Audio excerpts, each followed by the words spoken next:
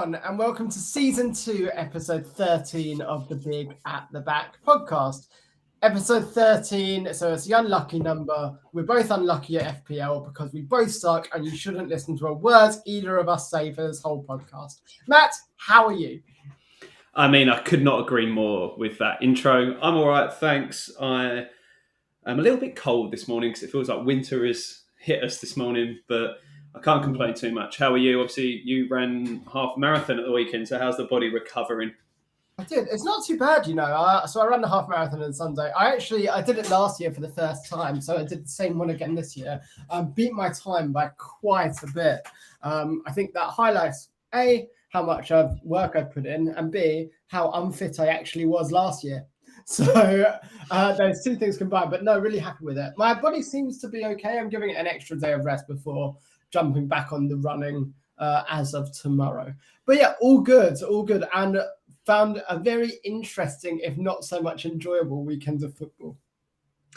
Well, for you as a Liverpool fan, obviously the misery continues, but I had a great weekend. We picked up West Ham and Liverpool on equal points now. I mean, weren't expecting that after the start to the season we had, but you've been probably even more underwhelming than we have. Yeah, we've just not really got out of second gear. And look, we can definitely start there when we are talking about the matches. Let's dive straight into our FPL, though, because I think a very average game week for me. How did you do? How did you get on?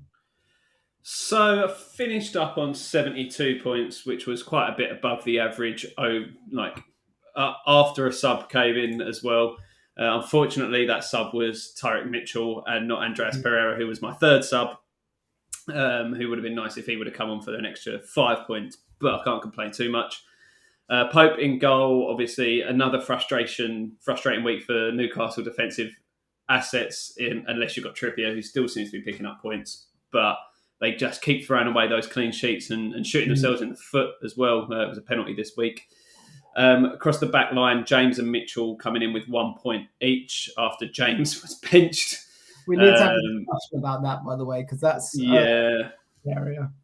It's a real pain in the arse, that one. And then obviously the star of the show in the back line is João Cancelo with 18 points, goal, assist, clean sheet, and sweeping up the bonus points. Midfield, Luis Diaz with 3. Alexis McAllister with 2, and obviously Diaz picking up that injury, so that's another point of conversation we'll be having today.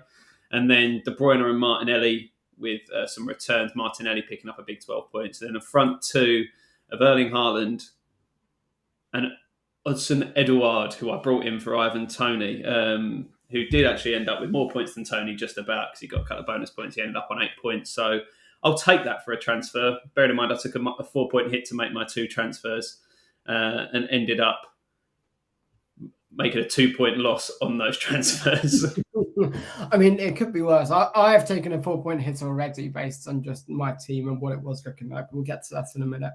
I've ended on 64 points, so it's 6 points above the average, but red arrows all around. Obviously, Martinelli and Cancelo being the stars of the show. Kane in there as well with 7 points. So he's ticking along with a return every week since game week 1, so he's just very enjoyable to own as a second premium. But other than that, nothing really of note. And Andreas' third sub, my first 2 subs came on, Andreas didn't. So little gutted about that, especially with Luis Diaz going off after an injury. And he probably would have picked up more than just the assist as well if he'd have stayed on.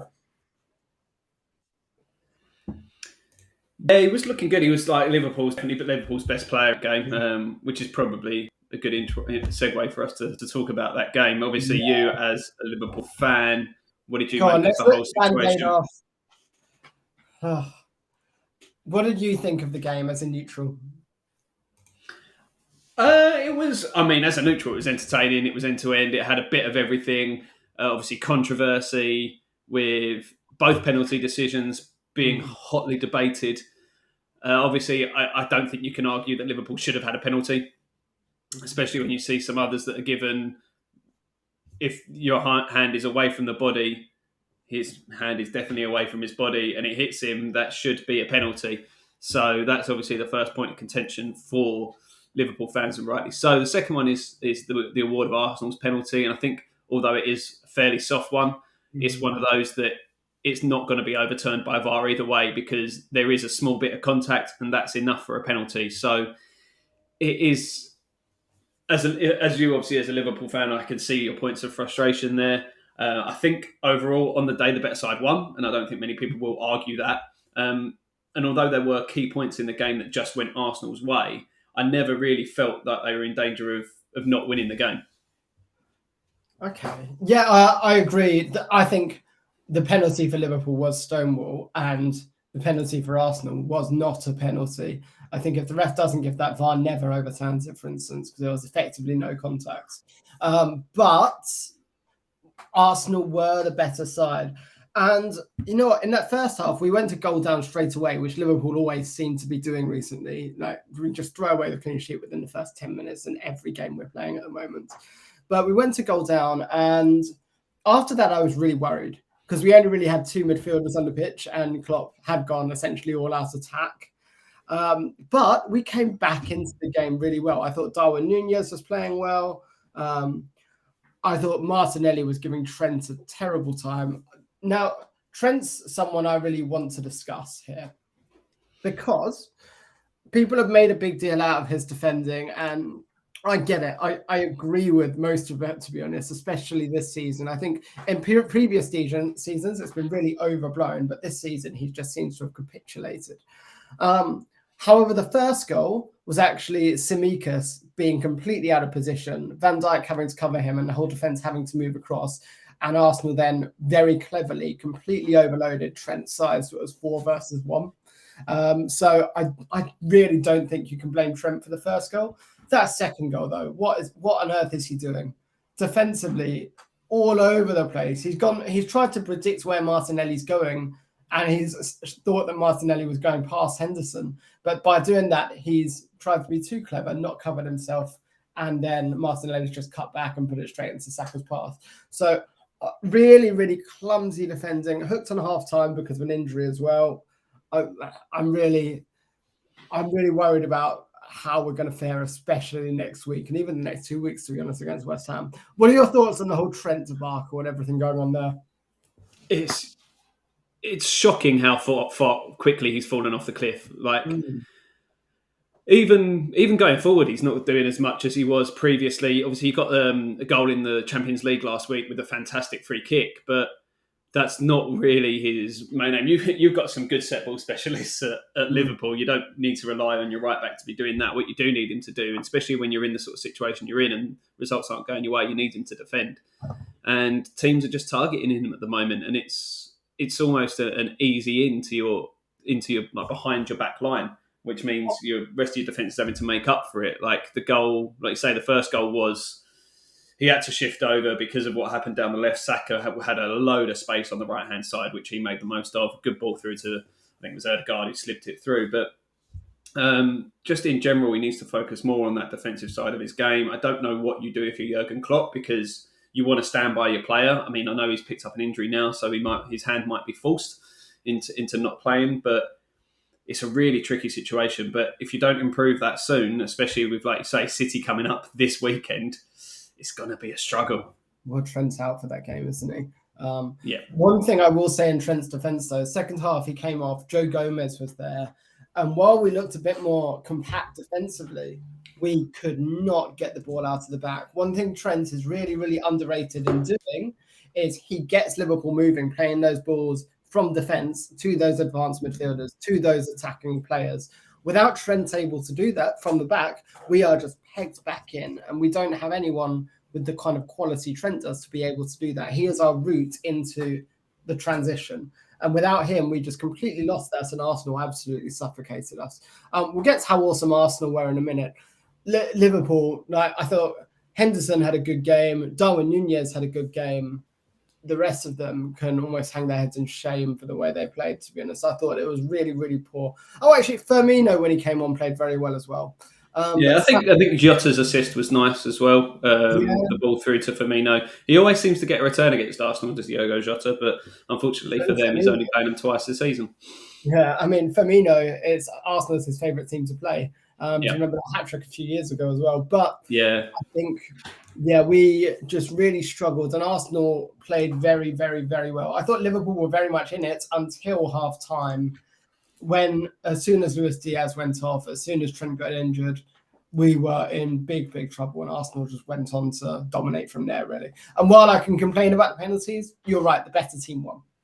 I think the other big talking point as well is obviously Salah being hooked after about 65, 70 minutes, which, I mean, for the man who has not carried a team, because he's been a very good side for the last 2 years, but for the man who's been the main focal point and the big star of the show for the last, since he signed, and when you're chasing a game almost, I know it was 2-2 at the time, but you need a goal at that point if you want to be progressing, because let's be honest, Liverpool are a team that no matter who you're coming up against, you want to be winning the games.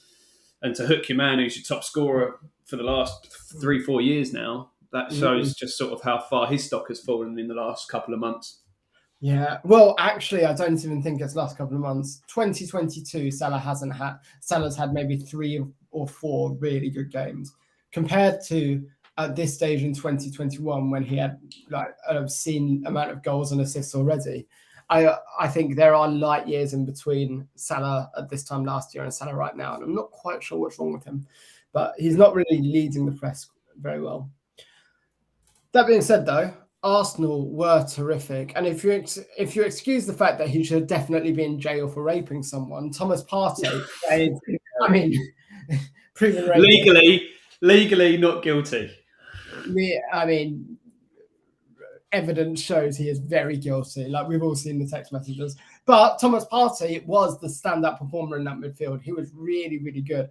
And Martinelli and Saka just looked wonderful. Jesus was quieter than usual. I think maybe playing against Van Dijk meant that they played more through the wide players. But I thought the wide players, the last game I watched, they were playing really, really hugging the touchline. Not against Liverpool, not today. They were playing quite far inside and they were playing quite offensively. Because I was thinking of dropping Martinelli on the basis that he was hugging the touchline so much in the last game when I think they won 3-0. He got an assist or something like that. I can't remember who against. Yeah. But yeah, because he was hugging the touchline, I was thinking, could I move him on? Not after watching this game. They were both cutting inside like mad and playing really inside, which meant that they were on the receiving end of chances. I thought it was really interesting and really well done from a tactical perspective. What did you think of it? I completely agree. Jesus almost took a back seat in this game, and it was a tactical decision to come deeper, pick the ball up in those deeper areas, which gave Martinelli and Saka that space to run in behind him, attack those wide areas where Liverpool are a little bit weaker at the moment without Robertson's defensive work and obviously with Trent's issues at the moment. So that gave them more freedom to roam in behind, which worked for the first goal, Martinelli. The second goal as well, Martinelli getting in behind and Saka coming in off the right to finish. So that was their plan, and it worked perfectly. And it was those two main men on those wings that really worked for them, which again justified the high ownership for both Martinelli and Saka in FPL. They cleaned up with the bonus points, 3 for Saka and 2 for Martinelli. Obviously, 2 goals for Saka and a goal and assist for Martinelli. So, and I mean, if you look at their sort of upcoming fixtures, I know they've got the blank, but their next 3 actual games are Leeds, Southampton and Nottingham Forest, which are very nice looking fixtures at the moment. Yeah, I mean, agreed, but you've got to navigate the Arsenal and City blank, and it's frustrating because they're the 2 teams you really want to own in FPL right now. Yeah. So you can only really have 3 of them in that game week 12 spot rather than the 6 you would want. I think that segues quite nicely because actually Liverpool's next game is against Man City, and I think if you're Man City, Liverpool, without their 2 starting fullbacks and Trent and Robertson, we're going to have Scamacca and Gomez there. Man City in full flow, you've got Haaland, you've got Grealish in the form of his life up against Joe Gomez, you've got Foden in the form of his life against Scamacca. It could absolutely be a bloodbath. So let's talk about Man City. And were you disappointed that they, with this result, with only 4-0 over Southampton? What a weird question, isn't it? Only But you know what 4-0. it is? They are that much better than everyone else at the moment that this could, if they had got out of second gear, which they evidently couldn't be bothered to do, but if they had got out of second gear, if Haaland had just had his shooting boots on, which he didn't, even though he scored, then this could have been 9-10-0. Haaland should have probably had a hat trick, and he was Another one. Yeah, he was having an off day. And they only got one goal. I just think they are a different class and a different level at the moment. I think against Liverpool next week, Man City know, and Pep knows that if they beat Liverpool, Liverpool are dead and buried out of the title race. 14 points behind. We've made that up last season to run City close. This season, City beat us, go 17 points. We are dead and buried for the whole season. We're already dead and buried, but it's the nail in the coffin that confirms it and just kills any glimmer of hope that Liverpool would have had. And Pep's going to know that going into this game. They're going to be fully ready to go into every gear they have, which is bloody terrifying considering that they're not getting out of second gear and they're still winning 4 or 5-0 every week. It's ridiculous. Like you say, Haaland could have had another hat trick. He hit the post early doors. Obviously got his goal, and he also missed another good chance where he just had a bit of an air shot late in the game. So you can easily see another situation on another day where he gets another hat trick, which is just scary. But like, if he doesn't hit you, Foden hits you. If he doesn't hit you, De Bruyne hits you. If he doesn't hit you, Cancelo hits you. If he doesn't hit you, Mahrez hits you. It's just the names just keep coming, and even Grealish started on the bench this game. Mahrez started, had a couple of chances. Probably could have had a hat trick himself. He was so good as well, though. Mahrez was. Yeah, and like they're unreal. I think, having not seen the full game, having only seen the highlights, from what I've read about the game, Bella Kotchap and Salisu actually played pretty well and probably dealt with Haaland better than most centre-half pairings have this season. And that's why maybe he was restricted a little bit in the chances he had, but they're just unplayable. Chances. He still has some really, really good chances that he should have absolutely buried. Yeah. They are just unbelievable at the moment, and I can't see anyone stopping them right now. No, definitely not. You're going into this week against Liverpool with Haaland captain, 100%. No question in my mind am I going in with Haaland captain. Well, what about your message to me when we were sorting out our big at the back team for this week, and you said, would it be mad to captain Cancelo? You know what? I bottled it, but I don't regret it because Haaland was still the sensible and correct move. And I would have been watching that City game panicking if I had captain Cancelo, and I'd rather just enjoy City games at the moment because they're playing so well. I don't want to be sitting there thinking about FPL, crying whenever Haaland gets a chance because he's going to bury most of them. So I'd rather just enjoy it. So that was my thinking behind it. FPL is meant to be fun. It wouldn't have been fun if I'd have captained Cancelo watching that Man City game. No, I agree. And the question was, would it be mad? Yes, it would have been mad. It would have come off, but it would have been mad. Yeah. I think I made the correct choice, even if I didn't get the correct outcome there. Yeah. But, we move. City assets, though, obviously they blank in 12. So like most people, I expect I'll have Cancelo and Haaland, then Martinelli all on the bench in game week 12. Then the plan would be to move to KDB or Foden for me. What's your thought process around this at the moment? I don't. It's a difficult one. I'm in a slightly different situation where I have 4 players from that fixture at the moment. So I have Cancelo, Haaland, and Martinelli plus De Bruyne. So for 12, I need to take one of those out. Probably gonna be De Bruyne because he's easier to get back to with the money in the bank that I've got, and I would lose less than, say, Cancelo and Haaland, who've had much bigger price rises since the start of the game. So that's probably the way I'm thinking for that one. Foden as well, if you want to go back to him, he is a great shout because the form he's in at the moment is incredible. The only worry is I feel like De Bruyne's more nailed in the starting 11 than Foden because he is more, even in the form of his life, he is more susceptible to rotation with the other players they've got. I feel De Bruyne is more irreplaceable. Apart from the first game week, Foden started every game this season for City. I think he's more likely to get subbed off. I don't think he's less likely to start. Yeah, but have you ever heard of Pep Guardiola? Yeah, but people were saying that about Cancelo. Like Cancelo rotation was a myth. I don't think it's done nearly as much now as it was 3 or 4 years ago. And we'll move on to the Potter lottery soon enough. But I think it's a lot less with Pep now than it necessarily was, especially with where Foden is concerned. I think he has nailed his place down. I am probably more likely to go after 12 to Foden from Maddison, but we'll wait and see on that. Yeah, Southampton, there is literally nothing to talk about with Southampton. I think they haven't scored.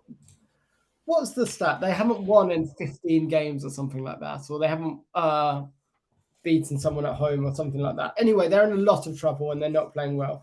Next two are West Ham and Bournemouth, but after that, it gets very tricky again. So from an FPL standpoint, you're not going near them. Are you saying West Ham isn't tricky? Correct. Mate, I remember that roll now. 1-4 in a row in all competitions. I mean, that includes the Mickey Mouse Cup. You can't count that as an actual competition. Why don't we move then on to the West Ham game as we're halfway through discussing it? Because Mickey Mouse Cup victories aside, you are looking quite good. I brought Kira in for this week. It didn't turn out to go well with 1 point because you just can't keep a clean sheet even against a Mitrovic-less Fulham. But come back to winning 3-1. Bowen and Scamacca on the score sheet. Well, what's your thought process with West Ham at the moment? Worth investing? It's hard for me to say because I feel like I love Scamacca. I think he is a great player, and if you see his goal, he probably got lucky for it to stand because I think the ball did just brush his hand as it bounced up next to his side, but the touch, the finish was just pure class, and it's a striker, like the class of a striker we haven't had in a long time. Probably going back to the likes of Di Canio to have a striker with that much actual class and a natural ability. And he scored in 3 in a row now. He scored in the Wolves game, he scored in Europe, and he scored on Sunday. He's coming back into form. Bowen finishing the penalty, so he's on penalty duties now by the looks of it. The only way he might not be is if Lanzini's on the pitch, which he's not getting much game time in the Prem at the moment. So I think you pretty much can guarantee that Bowen will be our penalty taker going forward. And the other one for me is Paqueta. He got the assist in this game. Pretty much everything went through him. Him and Scamacca seem to have a really good link up. So if I was going to look at anyone in the West Ham side at the moment, it would be one of those two or Bowen. But you're probably only going to be wanting to rely on one. Scamacca is probably the most risky in terms of potential rotation but it does seem to be Antonio is going to be starting in Europe and Scamacca will be starting in the league. Whereas Paqueta and Bowen, I think, are pretty much nailed in that Premier League starting 11. And obviously Scamacca has more competition in those striking places in FPL at the moment because there are a lot of options out there. Yeah, I really like the Paqueta shout. Bowen, I don't know, if I'm going to spend 8 million on a midfielder at the moment, I'd rather be looking at Foden, at Saka, even at Maddison, than Jared Bowen at this moment. Whether that changes in the next few weeks, I don't know. Whereas Paqueta comes in at a price point that, apart from Martinelli, are quite few and far between. So I really quite like that shout, and I think that's definitely one to look at. Fulham, yeah, we had him in our joint team, so he picked up 8 points for us in the joint team this week, and we actually finished on 76 points this week for our joint team. Flying. Are we off the bottom? We are third from bottom. Yes! We're above both the Devonishes. Yes! They are so rubbish at football. Brilliant. Big at the back, no longer bottom of the big at the back league. I mean, we had loads of returns. Trippier, Cancelo, Paqueta, Martinelli, Andreas, Zaha, Tony and Haaland, all with returns. We are just so good at FPL, aren't we? At least you didn't leave the captaincy and Andreas this time. It would have made a difference. It would have been exactly the same. So, Fulham, no Mitro was a shame, and I think that made life a lot easier for you, realistically, because Mitro is the catalyst to everything they do. Mitrovic is still showing up as a yellow flag on FPL. It says 75% likely to play. He's still got the foot injury, but I'm hoping he'll be back for the next game, because the next game is looking quite good, actually. It's up against Bournemouth at home. So Bournemouth travelling up to London. I think Mitrovic could do very, very well there. We know how good he is against Championship level sides. As long as he's fit and firing, I think in his press conference, Marco Silva said he might have picked up he sort of intimated that he had a little bit of illness, which is why he didn't play in this game. But in terms of because he couldn't train for a couple of days, but hopefully, he's back because a Bournemouth side who are leaky, to say the least. I disagree on that because Bournemouth before this game, Bournemouth beat Leicester 2-1 this game. Bournemouth before this game hadn't conceded at home since the new manager came in. Well, there you go. That's not a bad little stat. I know, obviously, they have conceded. They have conceded quite a lot, but obviously, a lot of those were taken into account by that 1-9-0 drubbing. Scott Parker. As soon as Scott Parker left, they became a good side. I hate to say I told you so. You mean Scott Parker, the only manager that has prevented Erling Haaland from scoring a goal this season? Yeah, but how do you do in the rest of the games? But yeah, as soon as Scott Parker went, Bournemouth became a decent looking side.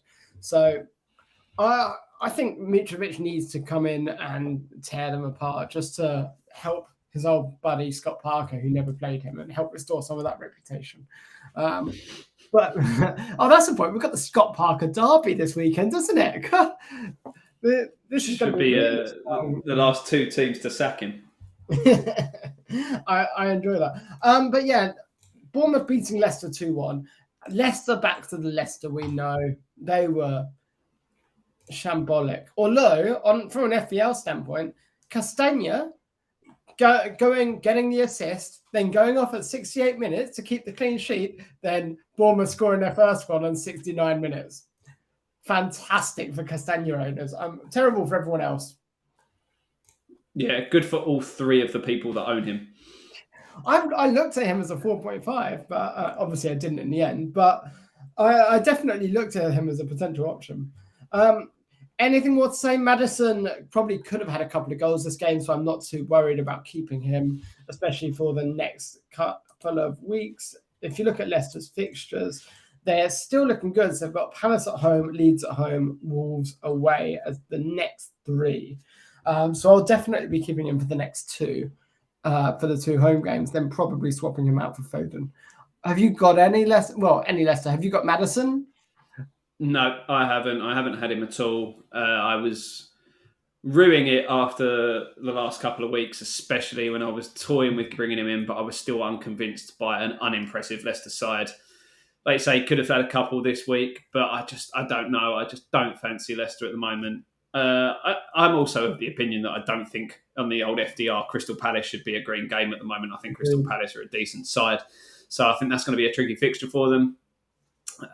Especially defensively, as they are shipping goals like no one's business at the moment. And you've got Zaha in good form, you've got Eze in good form, you've got Edouard in good form. So they are going to struggle. Yeah, totally agree. Let's continue with the fixtures then, because the next game we want to talk about is actually, I've just lost the fixtures here. Brilliant. Let's talk about Crystal Palace, because we just mentioned them. 2-1 over Leeds. Zaha looks good, but I think he looked like he got bullied out of the game a bit. I think Leeds handled him quite well, and he got the assist, but it was a great finish by Eze for that second one on the back heel. I'm not sure. I think Leeds gave this a go, and Palace are a little bit fortunate to have come away with the win here. Yeah, potentially. I think overall it was a fairly entertaining game. I think it could have gone either way, especially when it went to 1-1. But I think probably just Palace's little bit of extra quality going forward shone through at the end. They've got more options. They've got more creative players and more sort of direct attacking players. So I think that's probably just about what swung the balance in their favour in the end. But I think, like I said, with these Palace fixtures, they are a team worth investing in at the moment. Yeah, I agree. And their fixtures are the best in the Premier League up to 16. Speaking of attacking talent, we're both doubled up on Newcastle defence, and they keep conceding stupid goals, stupid penalties to give away. So Brentford could get a consolation goal. Stupid 89th minute goal against Fulham last week. That's knocked 12 points off both of our FPL scores, frustratingly. What was your impression of Newcastle 5-1 over Brentford? Newcastle just Brentford shot themselves in the foot. They gave away 2 goals, one from the goalkeeper passing the ball out straight to, I think it was Almiron, and another one from Pinnock trying to play the ball back to Raya, and it was Almiron that just nicked in and then took it around the keeper and finished it. So they didn't help their own case here, but Newcastle looked the good side here. They really just going forward constantly. There was a barrage of attacks. And Brentford just couldn't handle it. Bruno Guimaraes picking up 2 goals. His second one in particular was a very good strike. Yeah. Trippier just whipping balls in from that right-hand side, picking up an assist. And it was a great delivery for Guimaraes' header. I just think Newcastle look an exciting side at the moment. I know before the last couple of weeks they'd only actually won 1 game in the Premier League this season, but they weren't really losing any. So they are an exciting side to watch. Trippier is the main asset, I think. Even without clean sheets, he's picking up assists and bonus points, which is really what you really want. I still think Pope is the right keeper to have at the moment, but it would be nice if they actually picked up some clean sheets sometime soon. Yeah, agreed. And two stupid goals and 2 easily won fixtures is frustrating as a Nick Pope owner.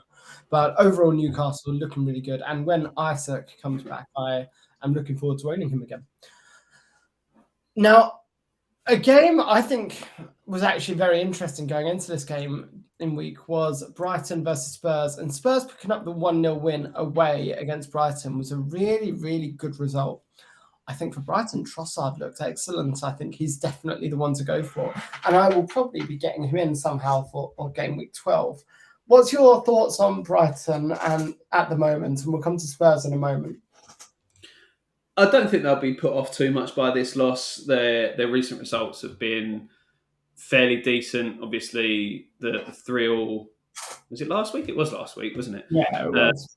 Time's flying by at the moment. It just feels like they're coming thick and fast against Liverpool with Trossard's hat-trick, like you say. I don't think they'll be put off too much by this. I think Spurs defended pretty well. Lloris made a couple of good saves. And it was just one moment of sort of lax defending that let them down when Kane ghosted in to nod home.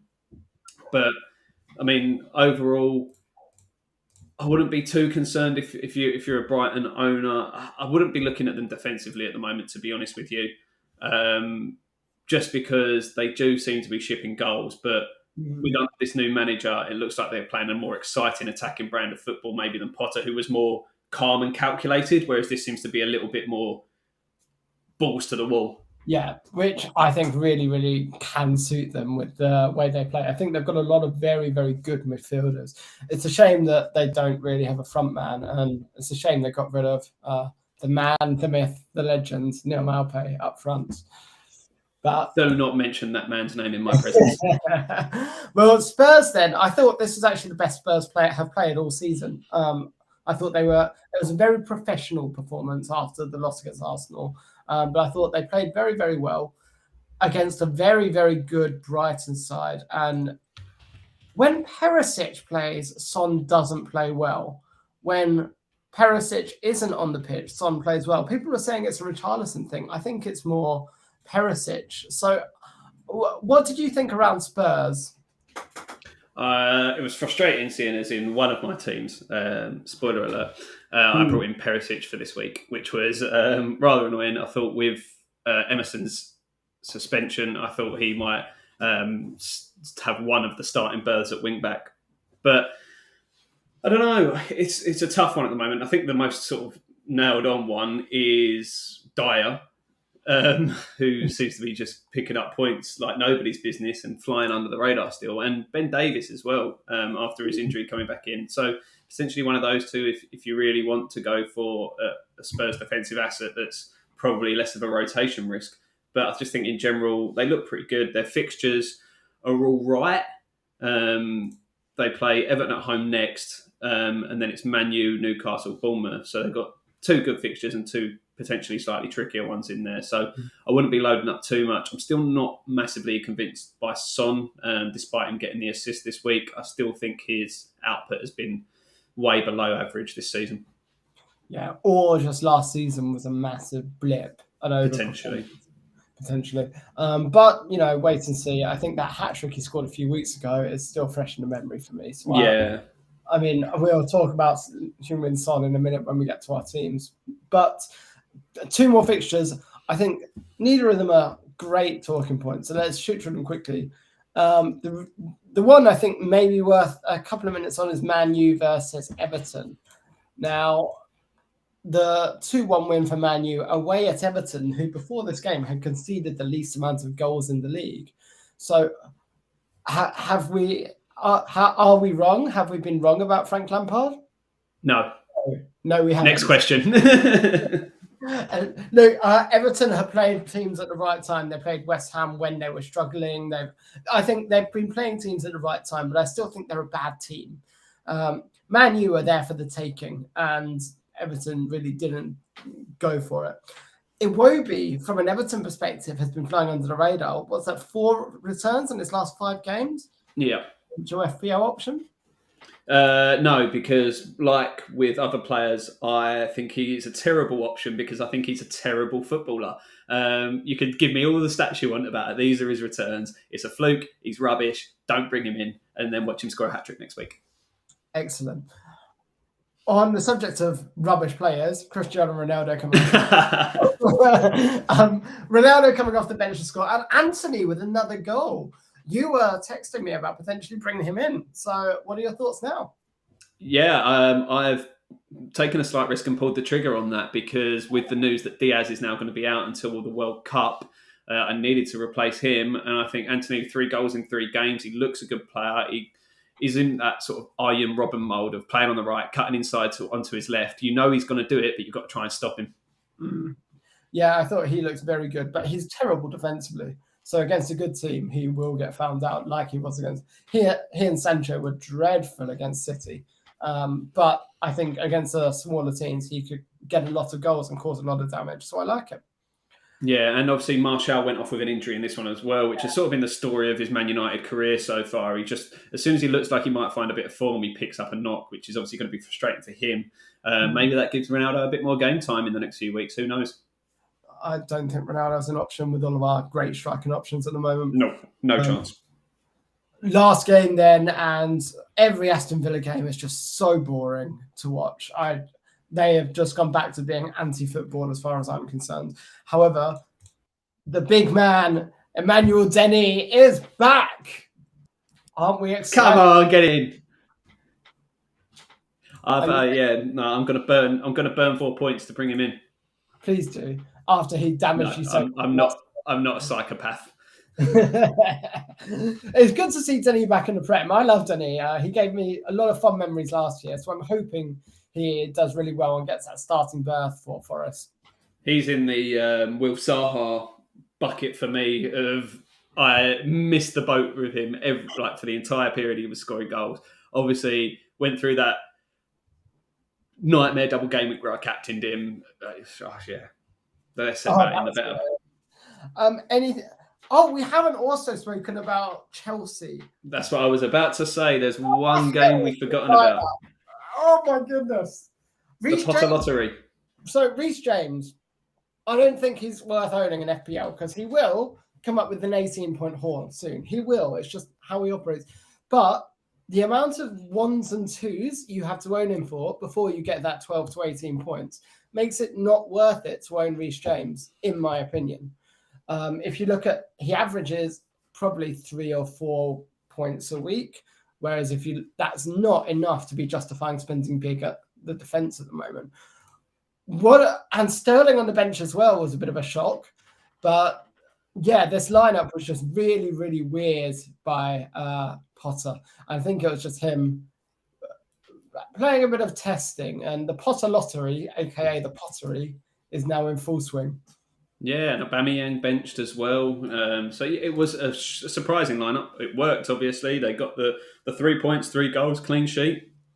So, I mean, there's something to be said for it, at least, I guess. But it does make any of their assets a lot more risky now.